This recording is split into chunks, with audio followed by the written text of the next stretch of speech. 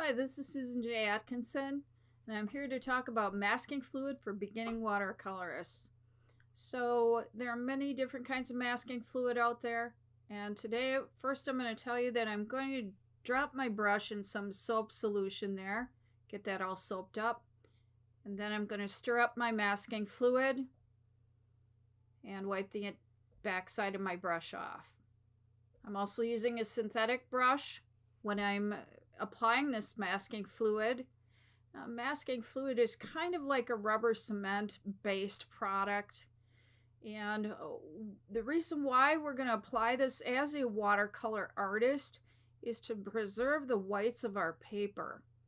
Now it's kind of gummy, so you don't want to use one of your very best brushes with this masking fluid. You really want to use a synthetic brush. Reason why is if you're going to buy yourself a really expensive brush and use it on your masking fluid, and let's say you have a natural hair brush, it very well will destroy the bristles of your watercolor brush. So again, a synthetic brush, dip it in soap solution. I usually use detergent, and then I start applying my masking fluid on the paper. Now you can get masking fluid at your art supply store, or you can purchase it online, and you can purchase it through different artist type supply companies. So we're going to go ahead and we're going to continue to apply this masking fluid here. And I am creating some branches on some winter trees. You can see here, these are kind of a pine tree that we're going to do. And we're trying to create areas where it's going to look like the snow fell onto the branch. So I'm going to go ahead and continue to put this masking fluid on those branches. And we're almost finished with these little Christmas trees here. We'll just call them that. This is going to be a winter scene.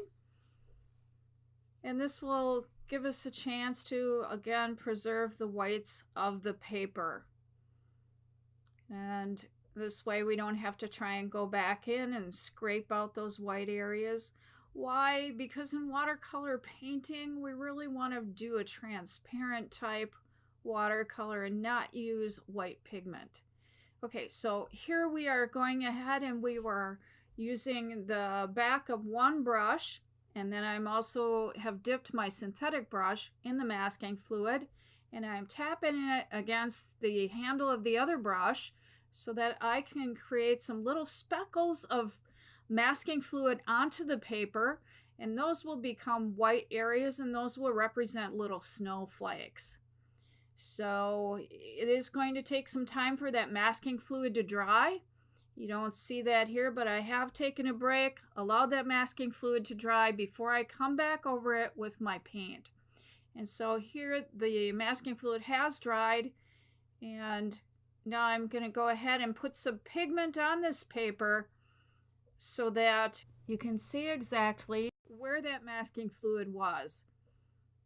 And those areas will end up being white. Later on, I will remove that masking fluid once everything is completely dry. Now that's very, very important that that paper and all the paint is completely dry before you ever remove that masking fluid.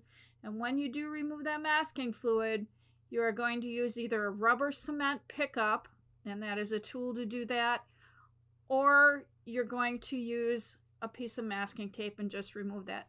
But I want to say thank you so much for watching, and remember, like and subscribe and check out my other videos.